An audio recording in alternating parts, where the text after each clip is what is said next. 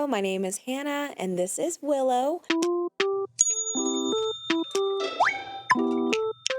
Today, we are going to be doing part 2 of our Intentional Living Space series. So if you haven't already watched part 1, I do recommend that you go back and watch that before moving on with this video. Since we already talked about why an intentional living space is important and we prepped ourselves for what we want, I want to talk to you about things that you can do to help cultivate the environment in your space. So, what do I mean by the environment? So, how it feels. So, for example, I like to feel really cozy. I want everyone who comes into my house to feel welcome and want to stay a real long time. So I make choices to help cultivate that environment and that vibe.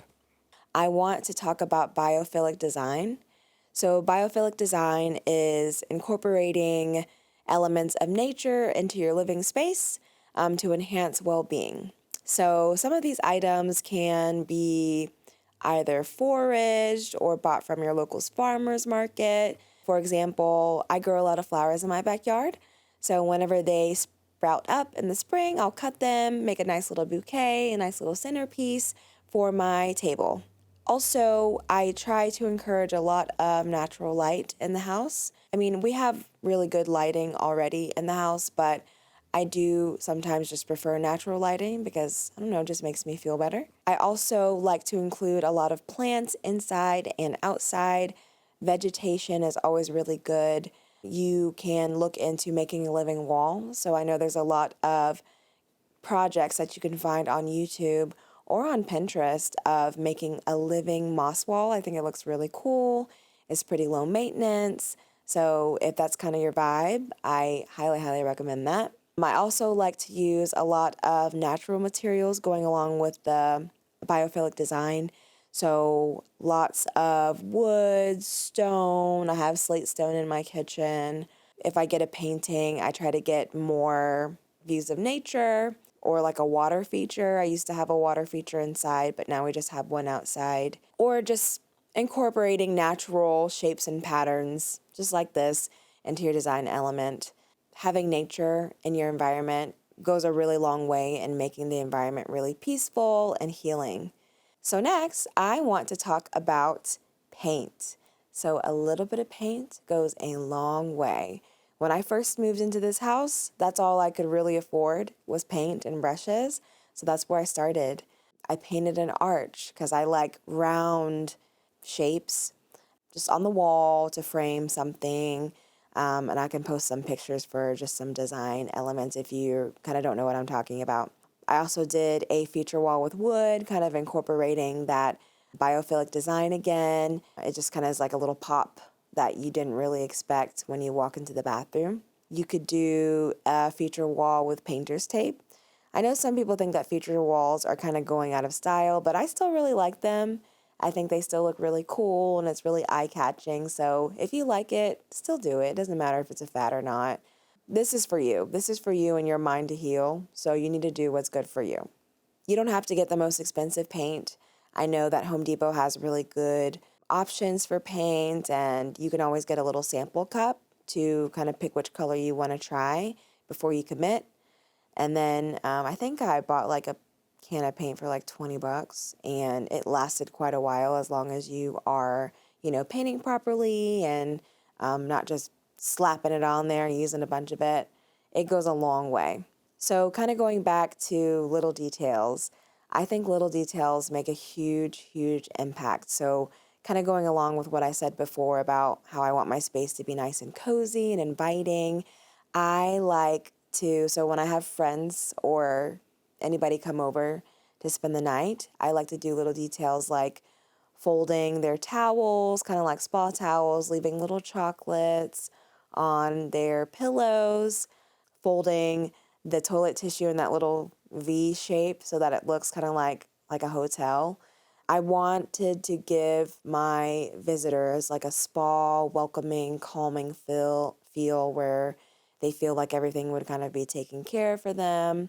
I also think that kind of upgrading your bedding and making that more comfy really makes a huge impact, and it doesn't have to be really expensive. If you're okay with it, you can thrift lots of quilts. I actually just came back from a sale today. Like, it was like this big church sale. There were all kinds of quilts and blankets, and it was just so cool to see all the patterns and the different types of materials. And everything was really clean, looked really nice, well loved, well taken care of. So little things like that, even if you just do it for yourself, I feel like it goes a long way into helping your mind kind of feel at ease. So another thing that I like to do is treat my senses. So when I really want the vibes to be up in my house and I want the comfy feels to really show, I make sure that I treat all of my senses. So let's talk about the first sense, touch. So I like to opt for items with a nice soft texture. So like this blanket is really soft. Willow even likes to cuddle up with it.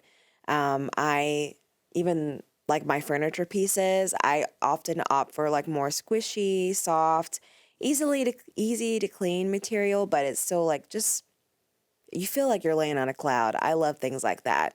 I don't really go for like leather and things like that. So if you're trying to go for like the comfy feel, then I would opt for kind of soft things, comforting things.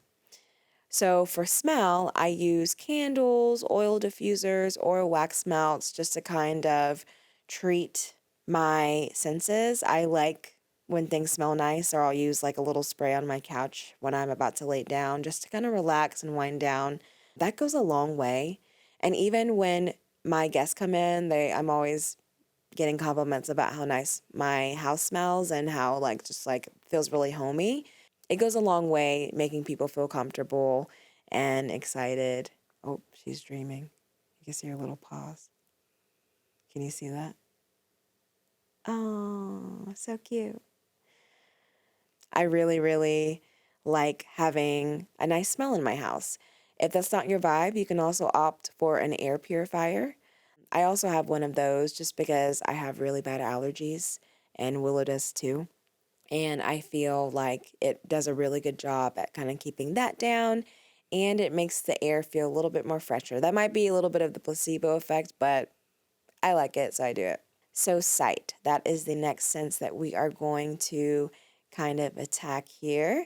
So, I already kind of talked about artwork. I tend to pick artwork that, like I said, simulates like nature, the environment, or something that's meaningful to me, or something that kind of stimulates my brain, just so that, like, I picked up these really, really cool wood carvings from Vietnam when we visited.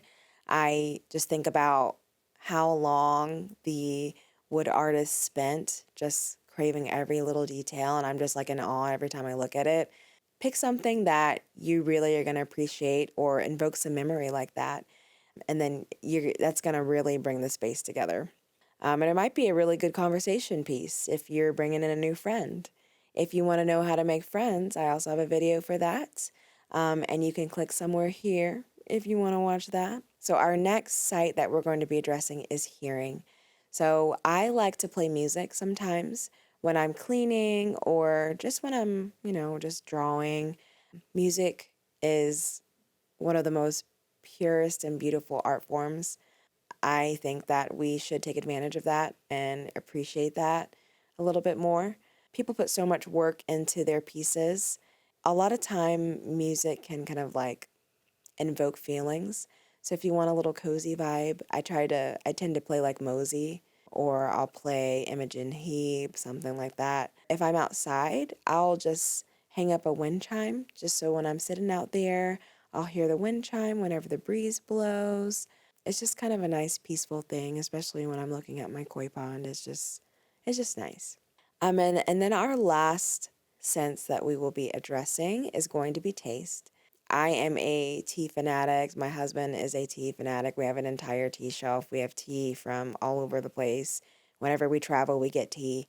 I always brew, we always brew large amounts of tea to drink when we're relaxing and give us a nice boost of antioxidants. Especially, I like jasmine tea. If tea's not your vibe, you could do coffee or you could just do water. You could put a little fruit in your water.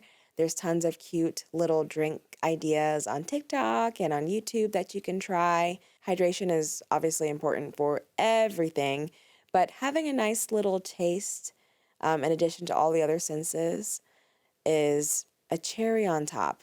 Just imagine you're cozied up in the nice little blanket that you picked for your cozy spot, and you've got a nice warm cup of cocoa. You're looking at your nice artwork. There's nice music playing in the background. Doesn't that just sound so nice? I think a lot of people sleep on that, but it's really, really important if you want to create the ultimate intentional living space. Now that you kind of know how to make your environment and your vibe the way you want it to be, let's go shopping. So that's going to be the next part of this series. If you'd like to know kind of what you need to look for and where you can find it, just go on to the next video somewhere here, somewhere. And I hope you have a great rest of your day. Bye.